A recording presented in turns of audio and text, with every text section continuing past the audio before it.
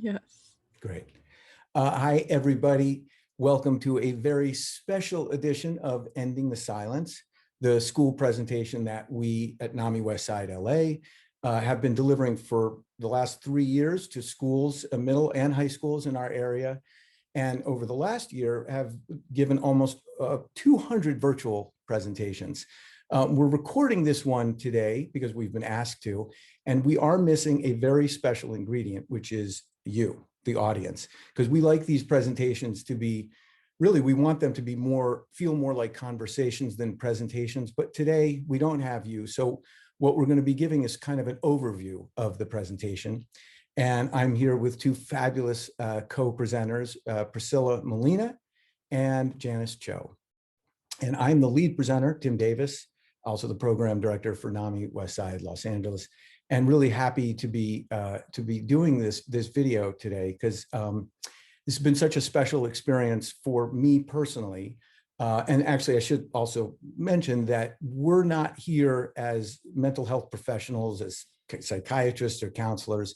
We're here as experts in our lived experience. And my lived experience as a father of someone with bipolar disorder has really been immeasurably enhanced by being able to talk openly about my experience. And I think the same is true for Janice and Priscilla. And I'm really happy that they're joining me here today. So you'll get to hear directly from them as well. Anyway, really glad that we're all together here, even if you're not really here. I'm glad you're going to get to see and experience a little bit of what the Ending Silence experience is like for the students that we talk to. So without further ado, I'm now going to begin the presentation, or at least the presentation of the presentation. The presentation, again, is called Ending the Silence because one of the main things we're trying to accomplish is to make it easier for everybody to have these conversations about mental health so that if and when they need help, they know how to ask for help and who to ask for help. And part of the presentation includes some great videos. We're only going to play one today, but we have some great videos that were all made by California high school students, starting with this first one.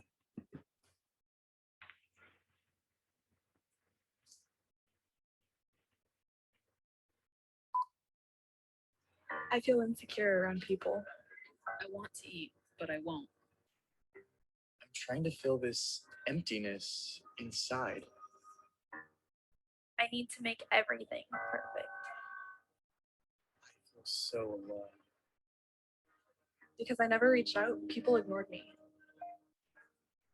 I was just afraid to talk about it. People teased me and discriminated against me. It seemed like no one was there for me. I was trying to get away from my problem. Every day was a challenge. But I realized I didn't have to do it alone. My friends and family were there to support me. Mental illness is extremely common. 1 in 5 American youth live with a diagnosable mental health challenge. Support from friends and loved ones is the best way to overcome stigma and discrimination. If you are struggling with a mental health challenge, do not be afraid to talk about it. Come join the conversation and get support at www.reachouthere.com. So the reason I wanted to play that video specifically is because of that point it's making about how very often when people are struggling with mental health conditions, they feel cut off and alone. But it's really important for us as their friends to be able to remind them they're not alone. And there are places that you can go to ask for help.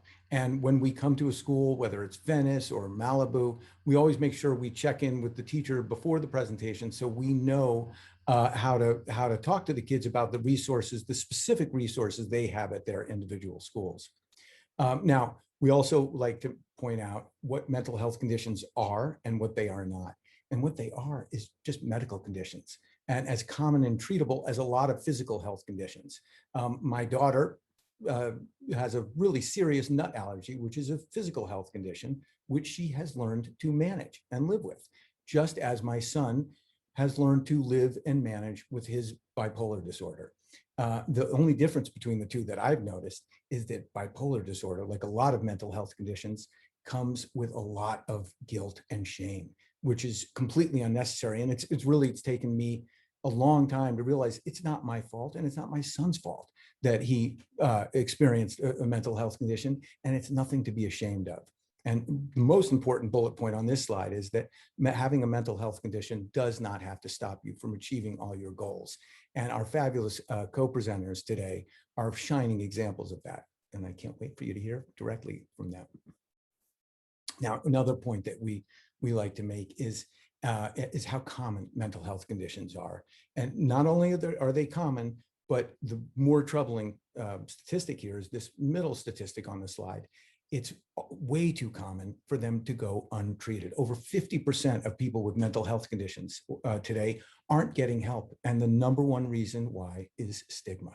And stigma affects lots of different segments of society, but where mental health is concerned, stigma is particularly damaging because it stops people from getting the help they need. So one of the ways that we know to combat stigma is to get more information about a subject, because when we know more about a subject, we have less to fear about it. Now, as we look through the warning signs, and we have a couple slides of warning signs in our normal presentation, I'm just going to play this. I'm going to just play this first slide here to give you an idea. We're not trying to turn students into doctors. What we want to do is we want to give everybody a little more awareness of what a warning sign can look like if it surfaces in your life or in a friend's life. So we'll point out that it's really important to pay attention to the duration. How long does a warning sign last? And how intensely we experience it. Because those are two leading indicators of when a warning sign might actually indicate a mental health condition. This is also a slide where I will talk about my personal experience. The severe out of control risk-taking behavior on this slide is referring to mania. And that's what we saw in our son over 3 years ago when he suffered his first manic episode, but we had no idea what we were looking at because I had never been educated the way we get to educate kids about this. So his mom and I thought that he was just taking drugs. And that was what was explaining him not sleeping, being really combative, talking really fast. And thank God he had a counselor at his school who recognized that he was having a manic episode and made sure that we took him to the ER immediately. And that's where he was diagnosed with bipolar disorder. These other warning signs are also talking about conditions that are very treatable if we know what they are. The last one on this slide is describing a really commonly diagnosed condition, or a couple of commonly diagnosed conditions for students today, of ADD, attention deficit disorder, and attention deficit hyperactivity disorder, ADHD. And the good news about those conditions being commonly diagnosed is they are getting treated. So kids who would have been struggling are actually able to have really successful experiences in school. So we go through the warning signs, and then we let everyone know that there's a lot of different paths to recovery, a lot of different treatments, therapies, and medications available if medication is necessary. At NAMI, we don't think that everyone with a mental health condition needs to be medicated, but we really encourage people to work closely with their mental health professionals or with a counselor at their school to get the help they need.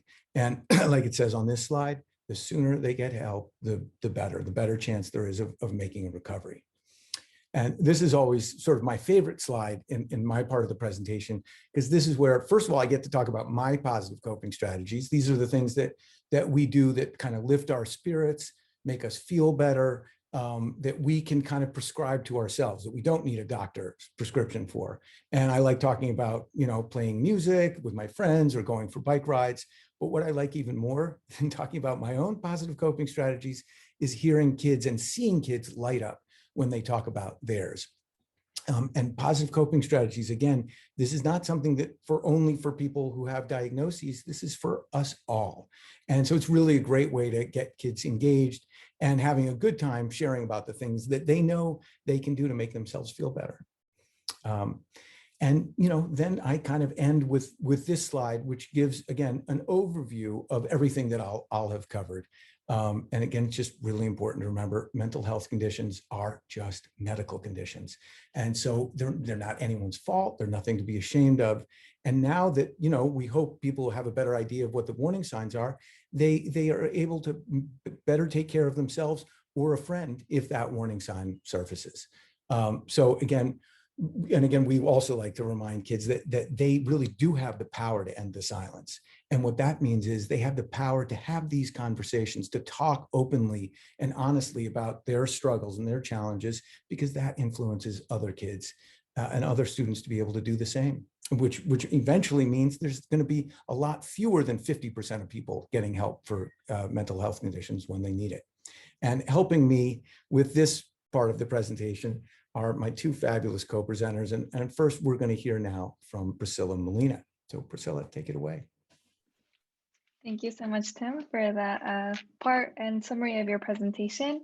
So hi, again, my name is Priscilla Molina, and I'm one of the youth presenters. So that just means that I'm just going to share a little bit more about my lived experience with the audience. And I usually like to start off by sharing more about myself. So I am Guatemalan American. I was born here in the in LA County, in the San Fernando Valley. I love playing the piano. I love playing basketball. So I say these things to kind of help connect with the kids and then the audience to kind of make points of connection. And then I kind of go towards the part of mental health, how that plays out in my life. So a way I start usually is sharing about my oldest brother. So my oldest brother, when I was in middle school, actually, and when he was about 20 years old, he was diagnosed schizophrenia. And that was something that was really hard for our family because first we had no idea what that was. And we also had no idea how to help him. So my brother started being really out of tune with reality. He started leaving home a lot. He started participating in a lot of behaviors that were very negative for him. And we tried to help him, but we didn't know how to. And navigating the mental health resources also with my family who majority speaks Spanish, who there was a lot of stigma as well, like Tim was mentioning in his presentation, of just like, you know, your brother's not crazy, he doesn't need mental health resources, like that's for weak people, or that's for these different cultural stigmas that, or these ideas that were there that were really not allowing us to really come to terms with what resources were available for my brother. And in that time, I was really young, so a lot of that I placed on myself a lot of guilt, a lot of responsibility, and that kind of carried on throughout the year supporting my brother. So after some time, that continued on to high school. Then I moved on to college. So I share with the kids that I went to UCLA, which is the Bruins. I'm excited to share that. And that was a beautiful time, and I really enjoyed it. And that continued. I've always been like a people person, and I love meeting new people. I love connecting, which I did a lot of the time in my first year there. But then things started getting a little harder when stuff at home started getting harder with my brother, with other financial and like relational concerns. Things really started plummeting for me. I lost a lot of that love for my life. I lost a lot of motivation with studying, or just making new connections was really hard as well. Whereas before that was like something that I really enjoyed and looked forward to do. And it was something that I often describe as being, I felt like I was in the middle of the ocean, and I tried to do anything to kind of get out of that space, but I couldn't. So I felt trapped in my sadness. So I ended up sharing that with a friend. And this is a key moment I like to share with the students, because it was something that I really highlight in my story, being able to reach out for help. That was not a sign of weakness, but that was a sign of that I was strong, that I was being an advocate for myself. So when I reached out to that friend recommended therapy, which I was hugely against at first, but slowly as I started to, because again, those stigmas were within me, what I saw in my family kind of continued in me as well. But I ended up going, and that was another turning point for me to be able to advocate for myself. And I share more about like therapy, how that kind of just was a time for me to learn to be my own friend, to be compassionate on myself, shift a lot of cognitive things that I was turning to, which were a lot negative. And yeah, I think that was just something I highlight, that was one component of my recovery therapy, but also identifying my support systems, being able to engage in my positive coping skills, like Tim mentions and I always participate when Tim presents about that too in the chat. And the last thing I share is just about success, how success maybe is defined for the world as like, oh, you have to be always happy or do all these things. But for me, it was just being my own friend was a huge success, right? Being able to be okay with sharing about my emotions, sharing with my family about mental health, even though it was hard, it became a lot more easier as I talked more about it. And also being able to tie that into my interest in being a mental health advocate and a mental health fighting for mental health equity, seeing the barriers my family experience with language and culture, being able to address that as a mental health advocate now and as a future physician, which I like to share that I want to be in the future. So yeah, and it's possible, right? That recovery and that I was able to graduate from UCLA last year. And that's something I love sharing too, as just like being able to share like success can look in a lot of different ways, living with a mental health condition. In my case, which was going through this time of depression. But yeah, now I'll pass it over to another lovely co-presenter, which is Janice, and she'll share a little bit more about how she shares as well. Thank you for that wonderful introduction. And I think that you all will find a lot of parallels between my story as well as Priscilla's, in that I too also come from, really two communities in which mental health is stigmatized, just coming from a Korean American background. And also, I'm a physician, and it is surprising to certain people, but mental health and psychiatric conditions are extremely stigmatized and in the medical community. And I think what has been one of the most rewarding aspects of my presentation is to be able to tell people that even professionals, and as someone who is going to be a psychiatrist, we also suffer the same illnesses that afflict our patients.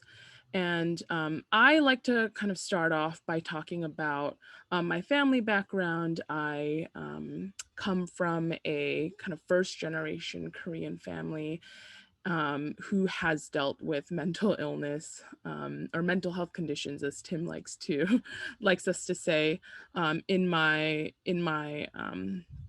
family life. And my younger brother has very severe OCD, and he struggled with that since college, which has been about 10 years ago.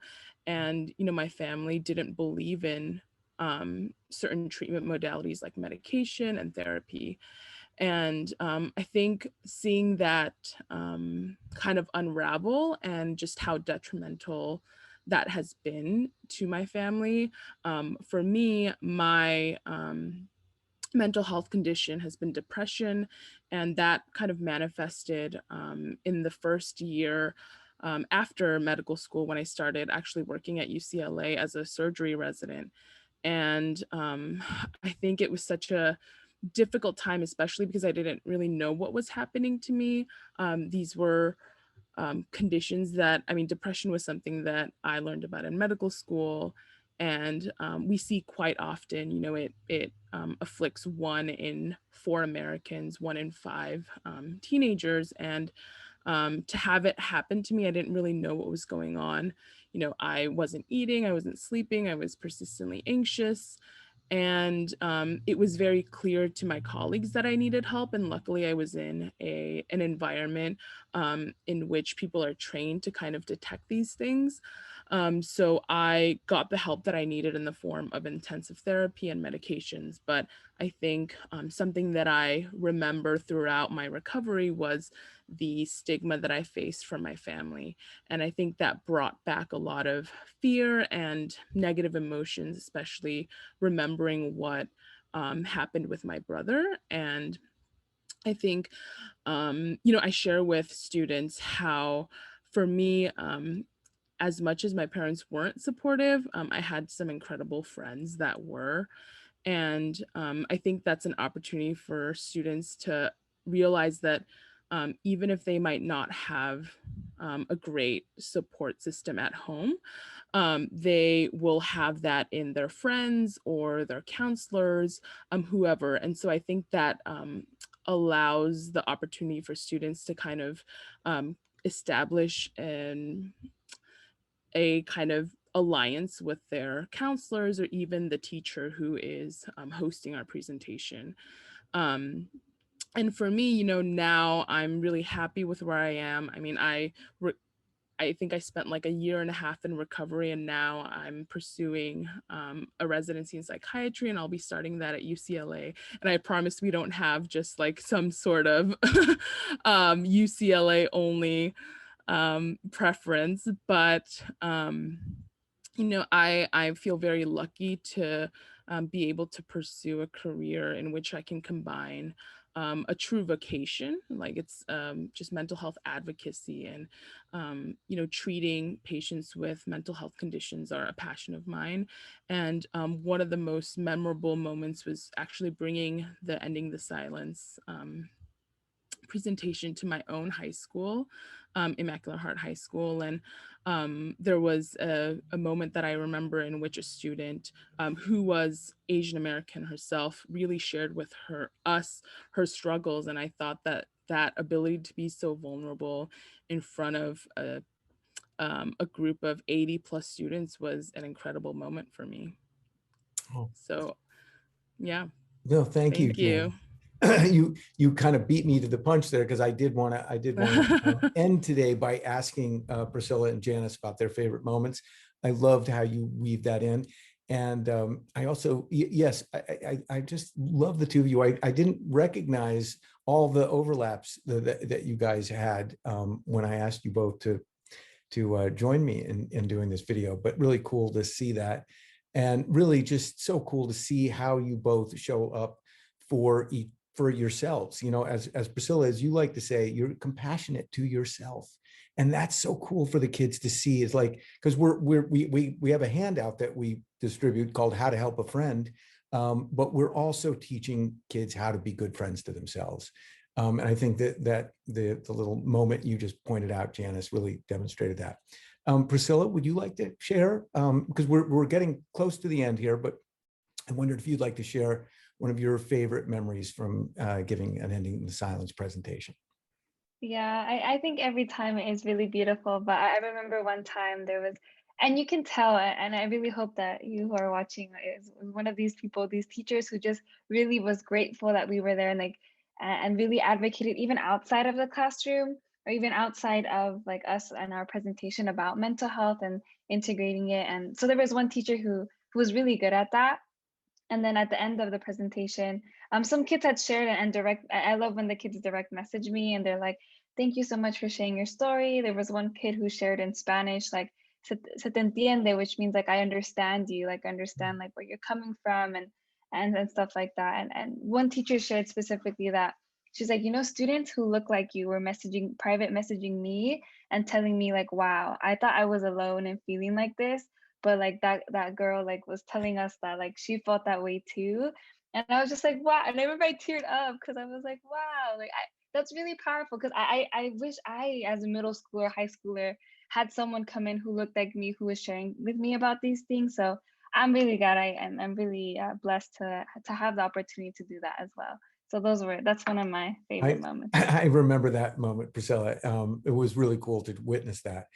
The moment I want to share happened actually today at a presentation we gave at a school this morning, where we were getting to the end of the presentation. We'd finished the Q&A and kind of getting ready to wrap up. And this was actually a hybrid presentation where some of the kids were back in the classroom and then some were beaming in from their homes. And there was a kid in the classroom who I could hear off camera saying, "Hey," raising his hand. And the teacher said, "Yeah, sure, come on up." And he came up and he was sort of breathing a little heavily. You could tell this was like a little hard for him. And he sort of announced to the whole class that he was living with Asperger's. And you could just kind of feel the sense of relief that he felt saying that, but also pride. And you could hear some kids in the back of the classroom like cheering for him. And I mean, it was just like, yeah, like Priscilla said, like it was hard to contain emotions when you watch that. And I will tell you that happens more often than not at these presentations, even virtually. Although I will, and I'm really glad to be able to record something like this so that we can share it with our school partners. But I will tell you, I cannot wait to be back in person, giving these presentations in person. I don't know what we're going to do about those chats that you get, Priscilla, but I think the kids will find other ways to communicate. And I just want to really thank you both for joining me in creating this video today. And we look forward to coming to your school soon next year. And thanks for tuning in. Bye all. Thank you. And scene.